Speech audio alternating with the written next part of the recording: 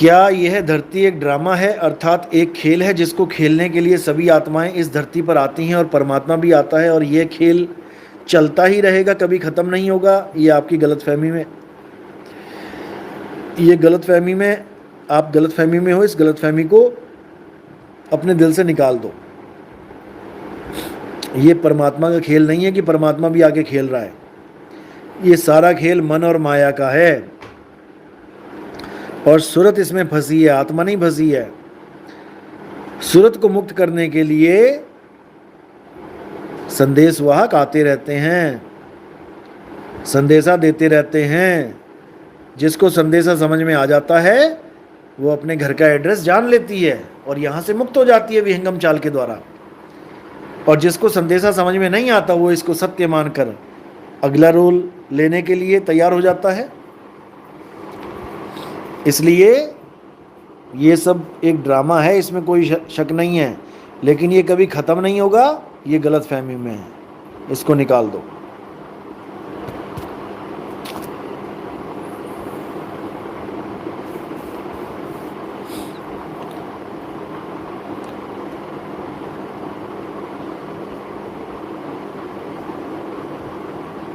कृष्ण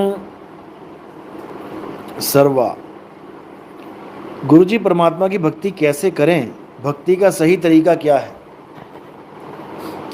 सबसे पहले तो आपने जो वर्ड बोला है ना, परमात्मा की भक्ति, पहले इसको समझना है हमने अच्छी तरह। जब हम कहते हैं परमात्मा की भक्ति तो इसका मतलब किसी और की भी भक्ति हो रही है इस संसार में। परमात्मा की भक्ति, माँ की भक्ति, पिता की भक्ति, देवताओं की भक्ति, पितरों की भक्ति, भूत प्रेतों की भक्ति, कई प्रकार की भक्तियां हो रही हैं। तो परमात्मा की भक्ति को करने से पहले परमात्मा को समझना पड़ेगा कि कौन सी भक्ति परमात्मा की भक्ति कहलाती है। जब तक ये नहीं समझा, जब तक समझ में नहीं आएगा। तो परमात्मा को पहले जानना पड़ेगा। आत्मा एक ऐसा शब्द है जो सब में लगा है। विश्वात्मा जिसको हम ब्रह्म कह देते हैं, जीवात्मा जिसको हम जीव कहते हैं, परमात्मा जिसको हम अचल अविनाशी अखंड कहते हैं, उसके नाम के आगे परम लगा है। वो एक अवस्था है, परम अवस्था। जीव एक अवस्था है, जीव अवस्था, और ब्रह्म एक अवस्था है, ब्रह्म अवस्था। आत्मा तीनों के साथ लगा है, जीवात्मा, विश्वात्मा, परमात्मा। परमात्मा एक ऐसी अवस्था है जहां पर जीव और ब्रह्म का कोई काम नहीं रह जाता। सबसे पहले आप जीव भक्ति और ब्रह्म भक्ति को समझो।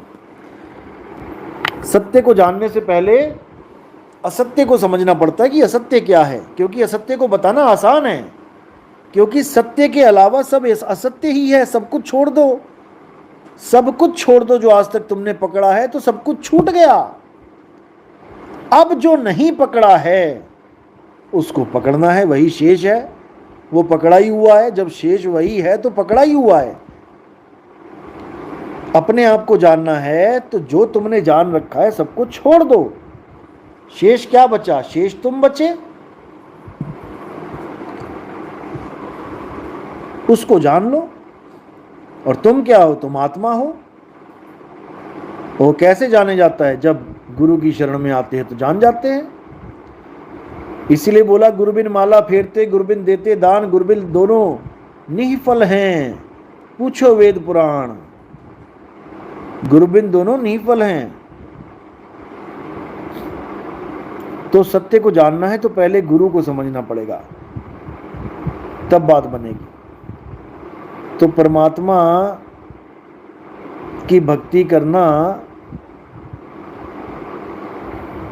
बहुत आसान है, लेकिन हम समझ ही नहीं पा रहे परमात्मा है क्या, कैसे भक्ति करें, इसलिए बहुत मुश्किल है।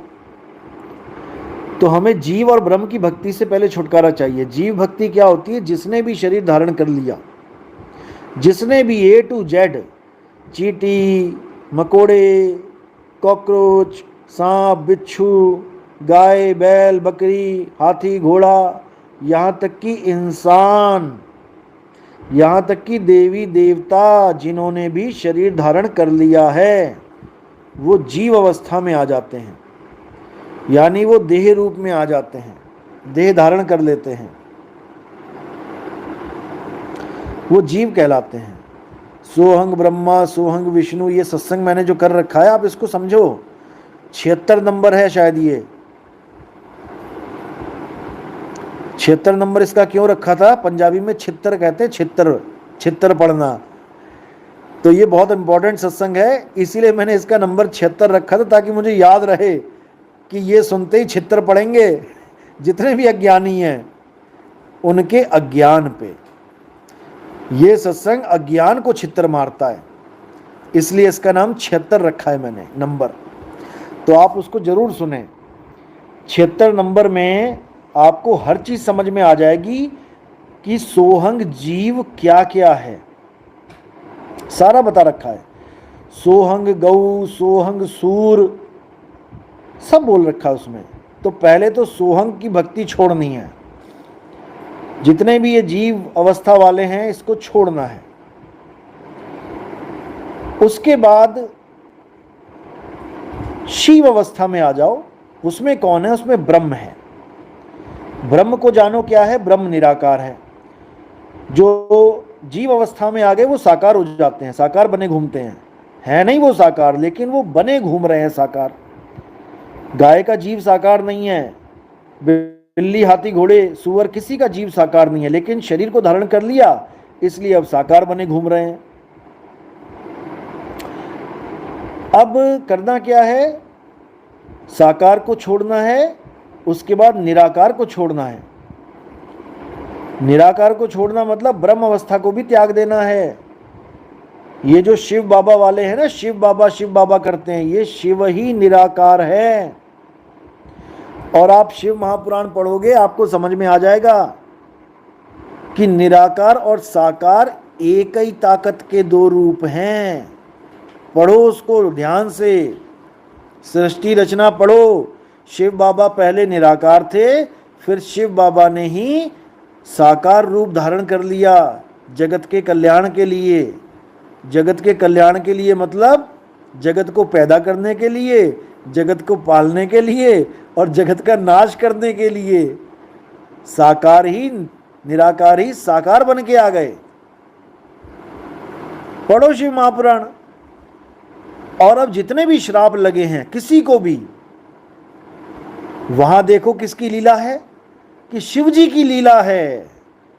जहां नारायण नारायण करने वाले भगत ने नारायण को ही श्राप दे डाला। किसकी लीला हो रही है, शिव जी की लीला हो रही है। लोग शिव जी को नहीं समझ पा रहे हैं। शिव है क्या भाई, निराकार मन ही शिव है। उसी को अलख निरंजन बोला गया है, उसको कोई लख नहीं सकता, लेकिन सब उसी के जाल में है। वही सृष्टि का रचयिता है मन, और ये सारा खेल मन माया का ही खेल है।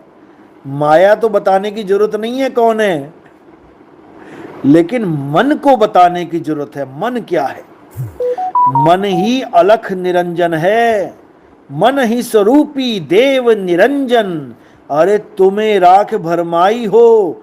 मन निराकार है, जिसको सदाशिव कहते हैं, जिसको महाविष्णु कहते हैं। विष्णु नहीं, महाविष्णु। महाविष्णु निराकार हैं और वो विष्णु का रूप धारण करके साकार हो जाते हैं। शिव नहीं, सदाशिव। शंकर नहीं, सदाशिव। शंकर जी तो गले में सर्प लेके बैठे हैं और सदाशिव निराकार है। जब ये समझ में आ जाएगा तब सारी गुत्थी सुलझ जाएगी। जो उलझी पड़ी है सारी गुत्थी सुलझ जाएगी। जिसको साहिब ने बोला है 9 मन धागा उलझिया और कहो कौन सुलझाए, सतगुरु ऐसा सुलझाया कि फिर उलझा ना जाए। तो भाई समझ लो इसको, साकार निराकार के खेल को समझ लो। तन साकार मन निराकार। तन सरगुण, मन निर्गुण। मन भी निर्गुण है और माया भी निर्गुण है। मन और माया एको हैं, एको, अलग अलग नहीं है। मन भी निराकार है, माया भी निराकार है। निराकार निर्गुण है माया। वाणी पढ़ो।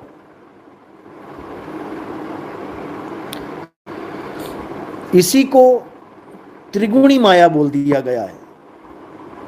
माया महाठगिनी हम जानी, केशव के कमला बन बैठी, शिव के भवन भवानी। माया महाठगिनी हम जानी। किस रूप में बैठी हैं? केशव के लक्ष्मी रूप में बैठी हैं। लक्ष्मी जी साकार है कि निराकार हैं? और शिव के भवन भवानी, शंकर जी के यहां पार्वती बन के बैठी हैं। माया महाठगिनी हम जानी। कबीर बाणियां पढ़ो, समझने की कोशिश करो। राजा के हीरा बन बैठी, काहू कौड़ी कानी। राजा के सिर पे ताज बनी बैठी है, हीरा बना बैठी है, गले में लटकी हुई है। और भिखारियों के यहां कटोरे में 5-5 पैसे का सिक्का बनी बैठी है, कौड़ियां बनी बैठी है। योगी के योगिन बन बैठी और भक्तों के भगतानी।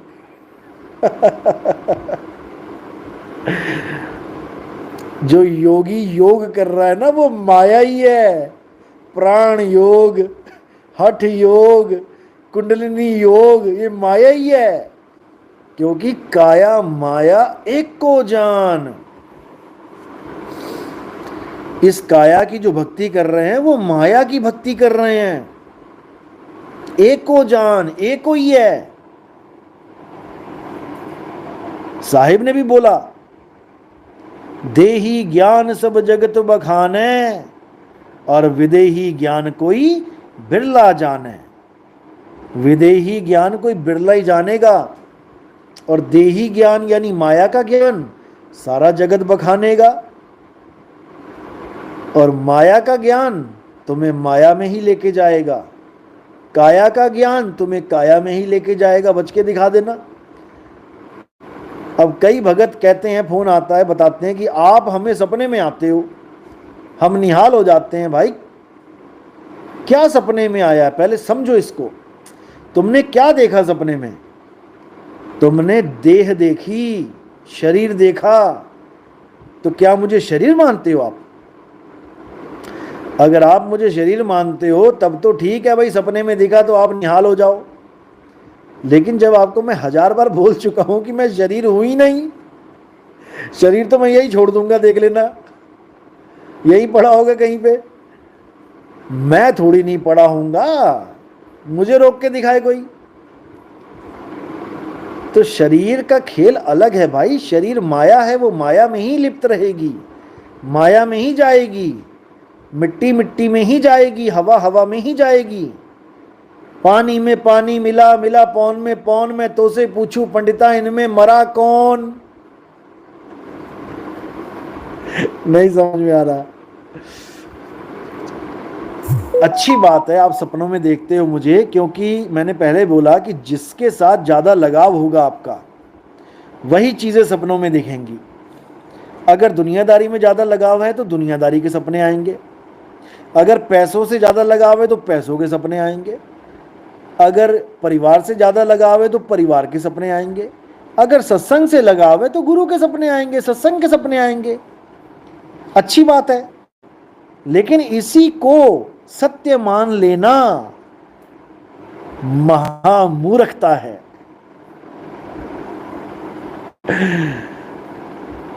ये एक पड़ाव है, क्योंकि गुरु से प्रेम नहीं होगा तो गुरु के कहने से प्रेम कब होगा?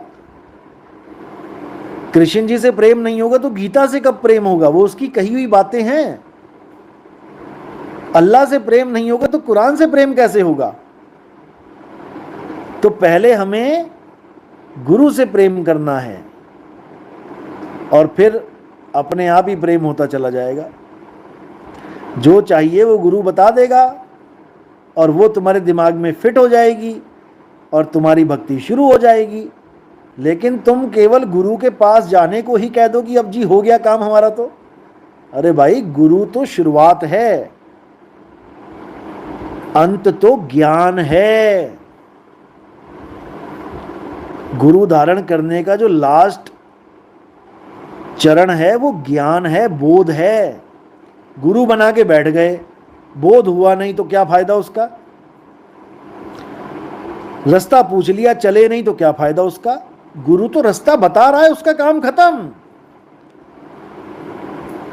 आगे तुमने चलना है और जो चलता जाएगा बिना रुके वो पहुंचता जाएगा। तो भाई इस गलतफहमी में नहीं रहना है कि मैं सपने में आ गया तो बस जन्म सफल हो गया। अभी कोई और गुरु सपने में आ जाता तो लंबी लंबी हाँकता, हाँ हाँ हाँ मैं ही था, मैं ही था, मैं ही हूं, तुम्हारा तो कल्याण हो गया। क्योंकि वो अपने रूप को नहीं जानता। वो खुश हो जाएगा ये सुनते कि हाँ मैं सपने में आ गया, वाह वाह वाह वाह, ये तो बहुत बढ़िया हो गया। क्योंकि वो अपने रूप को नहीं जानता। सपने में तो कुत्ते भी आते हैं, फिर तो कुत्ते भी महान हो गए गुरु की तरह। गुरु सपने में आ रहा है तो भाई समझ जाओ, ये सब देही का रोल है। गुरु देही नहीं है, गुरु विदेह है।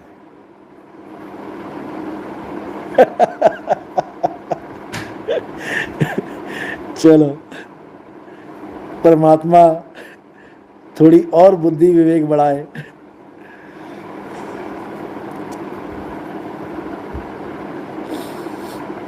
हाँ साहब, एक सत्संग में आप बता रहे थे कि जब तक गुरु शिष्य की अरदास नहीं लगाएगा तब तक श्रुति को शब्द का अनुभव नहीं होता है। तो ये अरदास गुरु कब लगाता है? गुरु तो अरदास लगाता ही है, समझ लो। यानी वकील तो ये कहता ही है जज से कि मिलॉर्ड मेरे मुवक्किल को छोड़ दिया जाए, बख्श दिया जाए, वो तो कहता ही है। लेकिन जो बंदा खड़ा है कटघरे में, अब वो एक नंबर का ड्रामेबाज है। वो जज के सामने ऐसी हरकतें कर रहा है कि जज परेशान हो गया कि यार इसको छोड़ा जाएगी, इसको और दबाया जाए, और 2-4 साल की बढ़ा दी जाए इसकी। यानी गुरु तो अरदास लगाता है, लेकिन सिलेक्शन परमात्मा करता है कि किसको छोड़ा जाए। ये नहीं है कि गुरु ने अरदास लगाई परमात्मा मानता नहीं, सब कुछ जानता है वो। लेकिन वो ये देखता है कि इस जन्म में इसको छोड़ा जाए कि नहीं छोड़ा जाए, क्योंकि ये तो गुरु से भी आगे निकला पड़ा है। गुरु की भी अरदास को ये झूठा करने में लगा हुआ है। इस पंथ में कई तरह के लोग आते हैं, याद रखो। जो इस पंथ में अपनी मुक्ति करवाने आया, क्योंकि सब फंसे पड़े हैं, सबको 84 हुई पड़ी है, एक भी नहीं बचेगा, याद रखना। तो गुरु ने अरदास लगा दी, गुरु ने अरदास लगाई उसको बेचारा बना के कि हे परमात्मा इस बेचारे को इस भवसागर से निकालो। अब वो बेचारा अपने आप को बेचारा मान ही नहीं रहा है। वो तो कह रहा है मैं खुद गुरु बन जाऊंगा, यहाँ पे मैं लोगों को मुक्त कर दूंगा, मैं बताता हूं ध्यान कैसे करते हैं, मैं सुरती जुड़वा देता हूं तुम्हारी। फिर उसकी अरदास इस जन्म में तो पूरी नहीं होने वाली। भूल जाना, भूल जाना, भूल जाना कि इस जन्म में तुम निकल जाओगे। ये पंथ किसी को गुरु बनाने के लिए उजागर नहीं हुआ है, याद रखना इस बात को। ये पंथ उन गुरुओं की मुक्ति के लिए हुआ है उजागर, जो लोगों की मुक्तियों का ठेका लेके बैठे हैं, जो लोगों को मुक्त कराने के लिए गुरु बन के बैठे हैं। उनकी मुक्ति का इंतजाम है इस पंथ में, याद रखना। ये किसी नए आदमी को नया गुरु बनाने के लिए उजागर नहीं हुआ है कि कोई सोचे कि इस ज्ञान की कॉपी करके या हमारा सत्संग लोगों को दे दे के गुरु खुद बन जाओगे। गलत फहमी में मत रहना, ऐसी 84 में ठोके जाओगे कि दोबारा निकल नहीं पाओगे उस दलदल से। और इसके ऊपर मैं सत्संग भी करूंगा। अभी सत्संग खत्म नहीं हो गए कि तुम सोचो सत्संग खत्म हो गए। सत्संग को तो एक ब्रेक दिया गया, रोका गया कुछ दिनों के लिए, क्योंकि ये नकली गुरुआ जितने भी हमारे सत्संग सुन सुन के हमें ही सुना रहे हैं, इसीलिए ब्रेक लगाई है। और देखो ब्रेक लगाती सबकी ब्रेक लगी हुई है। कोई सत्संग डाल भी रहा है तो वही घिसी पिटी पुरानी बातें डाल रहा है, एक भी नई बात नहीं बोल पा रहा है। क्यों नहीं बोल पा रहा है? क्योंकि हमने बोलना शांत किया हुआ है अभी।